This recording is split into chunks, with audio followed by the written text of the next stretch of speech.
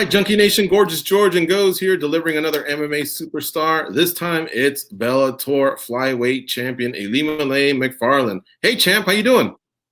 Hi, George. I'm good. How are you guys? Good, thank you. It's great to see your face. Usually we talk to you when we're doing the radio show, and it's a voice that we hear. But it's great to see you, and you have a big smile. First of all, how are you and your family doing? It's tough times here during this pandemic. You just wanted to check in on that first. Your family, your friends, everybody safe? Yeah, everybody is totally safe and healthy. One of my roommates actually tested positive at one point during the lockdown, but he's totally safe and healthy. None of us got it. So yeah, everyone's good.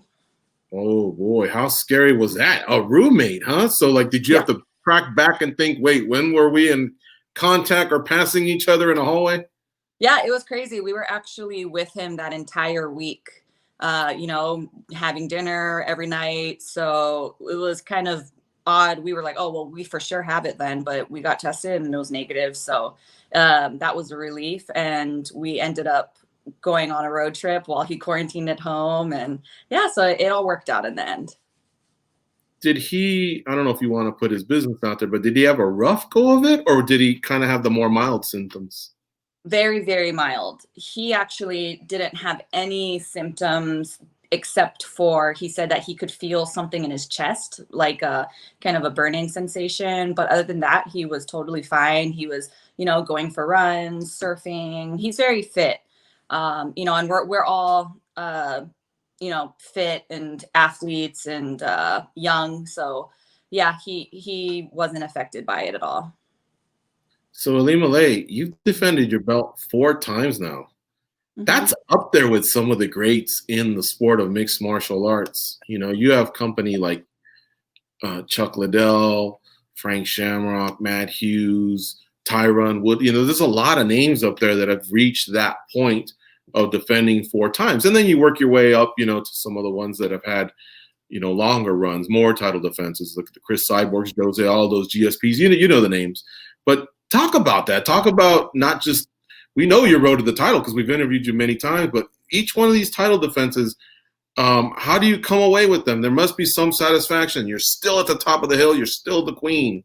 Yeah, I mean, it's hard to find, I guess, it's hard to find motivation to, once you reach the top, it's harder to stay at the top than it is to reach the top.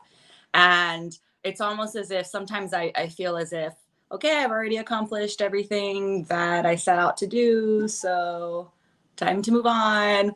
And then other days I'm like, hell no, I'm going to retire undefeated. I'm going to be the champ as long as possible. So I flip back and forth. But yeah, I mean, I guess you could say that I'm pretty satisfied with what I've accomplished so far in my MMA career. And it's kind of like, all right, yeah, what's next? Well, you said it. What is next? Bellator's starting to fill up some of their cards. Have they rang you at all just to say, like, are you ready for October, September, or have they not even rang you at all? What's the status? So the status is that it's difficult with the travel ban, obviously. One of the #1 contenders, Juliana Velasquez, she's in Brazil, and it's really hard right now because of the travel ban to get her over here. So, and then a lot of the contenders who are stateside are coming off of losses. So it's kind of tricky. We're kind of in limbo right now, I guess you'd say, for as far as the title fight goes. I have proposed the idea because I'm like, well, we really don't know how long this travel ban is going to last. So how would you guys feel about fighting me at bantamweight?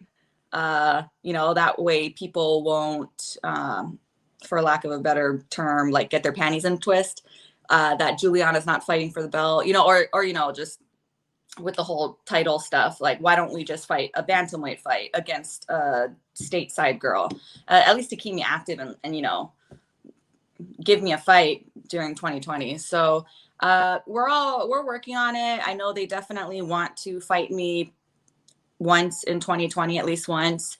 And they do want to do a Hawaii show, but I don't know if that's going to work either, because Oahu's kind of nuts right now. It changes day to day. And so, I've been trying to go back home to Hawaii since the lockdown happened, and they keep canceling our flights.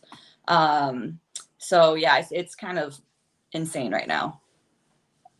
Yeah, I looked at your record, and if you go back to 2016, you did fight more than twice then. But other than that, you were averaging about 2 a year. And of course, here in 2020, it looks like you'll only get one. So does it basically boil down to, and this is me being nosy, but do you only get paid when you fight, or have you been able to maybe get some good sponsors along the way, or do you have other business interests that have helped during this difficult time? Yeah, so the only thing that's been keeping me afloat right now during the lockdown have been my sponsors. So I do, they're the ones that have been paying my bills this whole time. So thank you so much to my sponsors. You guys know who you are. If I can give a little shout out, TC1 Gel, Farmers Market Hawaii, Anheuser-Busch, and Habit Craft. You guys literally are the only reason why I'm able to survive this pandemic without fighting. But I've also kind of treated this pandemic like your fight career. You never know when you're going to fight again. So you have to budget financially.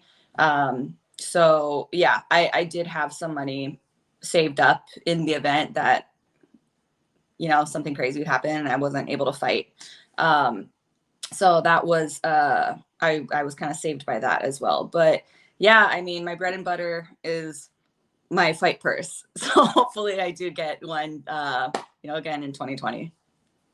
Chad, believe it or not, when all this went down, you're one of the names that I thought about because I've been at some of your fights before and I know what you do to the crowd. When you come out, your entrance, it gives energy to the crowd, and it seems like the crowd gives you energy. In this era, we're probably not going to be able to have a famous Ilima-Lei Macfarlane walkout. Have you thought about that, what that would be like, and do you feel like that would have any effect on you mentally walking out to the cage? Oh, so I'm actually really looking forward to not having a crowd in my next fight. And, that saves me so much energy and time and money when nobody can come watch, because in a typical fight week for me, I'm getting hotel rooms for my family. I'm getting, I'm doing all of these extra things.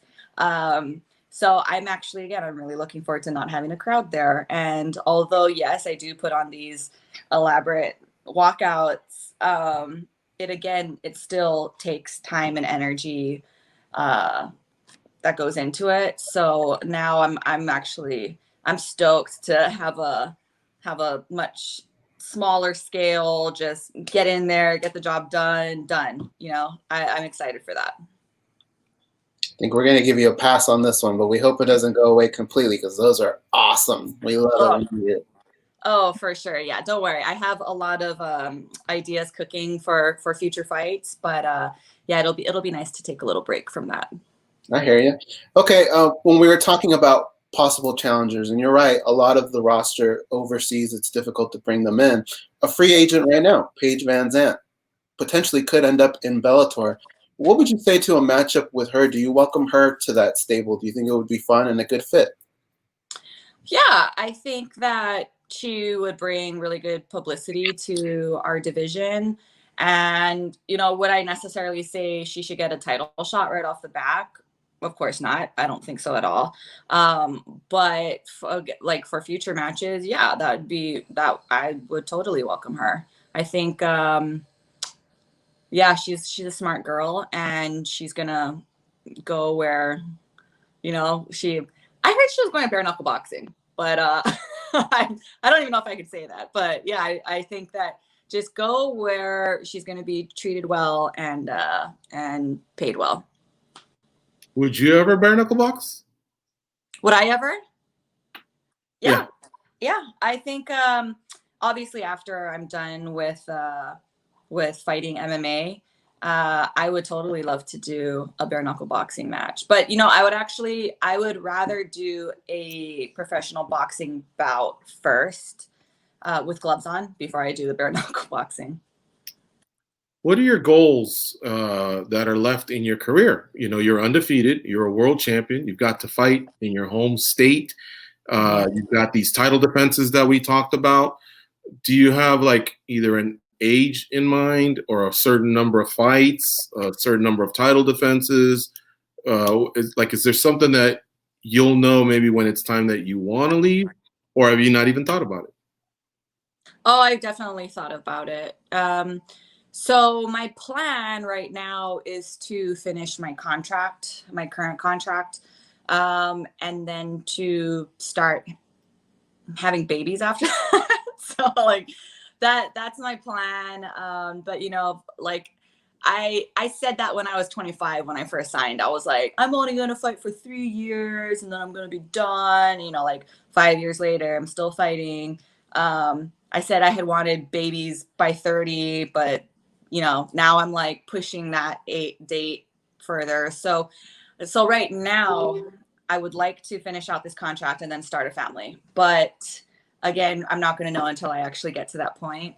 But as far as goals, you know, for the rest of this contract, I would love to fight overseas, and not Hawaii overseas, but you know, I would love to fight on one of the Europe cards, or I've actually really wanted to do a cross promotional fight with Ryzen and fight in Japan, and I would love to fight in the ring because I just think that it's a challenge and it's different, and that would be really cool to you know, it's history, and I have walked down the Ryzen ramp with one of my teammates, Kanako, and it was just incredible. And I'm like, dude, I can't wait for the day when I can, you know, possibly fight inside that ring. So that's an actual goal of mine, is to fight in Japan in the ring.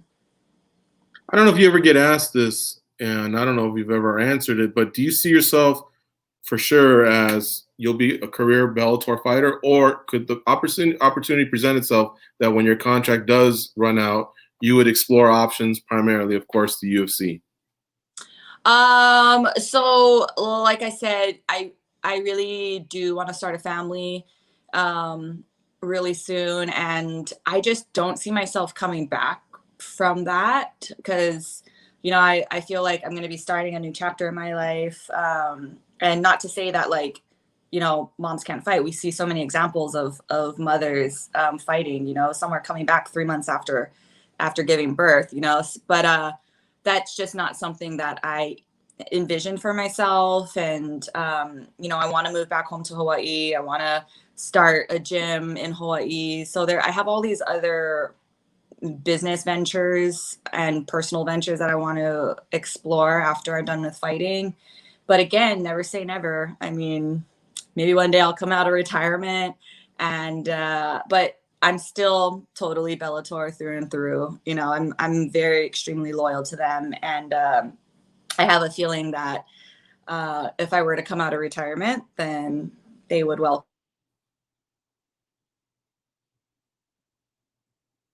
Oh, we lost you there for a second. Can you hear me? Yeah. There you are. Okay. Yeah, because I'm telling you, one of the fights I would really love to see one day, if it ever happened, is you and Valentina Shevchenko. If the opportunity for them to cross promote, or you never know. I mean, a few years ago, the UFC and one championship made a trade. Expect the unexpected. The UFC once sent Chuck Liddell over to Pride. So crazier things have happened in our sport, but I can respect the decision of maybe once you're done and you're having a family, that's it. And now I'm going to ask you a question that I rarely ask a lot of the female fighters unless we're in studio, just because I want to maintain like as much professionalism as I can. And some of the ladies aren't as comfortable. But one time on our show, you one time actually said, this was a couple years ago, you said, I'm single, you know, or something that. So now I want to ask you, do you have a boo that you're talking about babies? Yes. Oh, yes. good. Yeah, Okay. so I have a fiance. We were actually supposed to get married in April, and then COVID happened, so we had to cancel the wedding. So yeah, local boy, like man of my dreams. This is the man I'm gonna marry and have his babies. So yeah, that's the current status. Nice. Is somebody like in the fight game, or this is just like an outsider of the fight game? Oh, so he is actually a musician. He's an entertainer, but he's a total MMA nerd. Like, he was watching UFC 1. You know, he grew up watching fighting. So it's nice not being in the same industry, but having him still love what I do and love the game. It's pretty awesome. It works. Definitely works. Well, yeah, that is great. That's great. We're happy for you. It seems like you have a really, really cool outline of how you want your life to go, and you've accomplished a lot in our sport. So honestly, whatever really makes you happy, Ilima-Lei, you know what I mean? Because it seems like you've already ticked a lot of the boxes on what you wanted your career to be, and you've exceeded it. Primarily, let's get out of this pandemic first. Let's see what happened. Like Goze said, we'll give you a pass, one fight with no walkout. All right, cool. But we live for those walkouts. You know what I mean? You and especially when they're in Hawaii, they are epic. And it kind of, some of us OGs that grew up in that Pride era and got to see them walk down that ramp, we love that stuff. We love the production. You know, we love that type of like passionate and flair build up, you know, to an event or to just an actual fight. It's great. I wish more MMA fans would have got to see that. Thanks so much for doing the interview today. We really appreciate it. Hope you have a great day and hope to talk to you soon when you have your next fight set. Awesome. Thank you so much, George. It's nice to see your guys' faces. Now I know who I'm talking to. Awesome. All right. Well, talk to you soon. And again, have a great day. All right. You too. Thank you.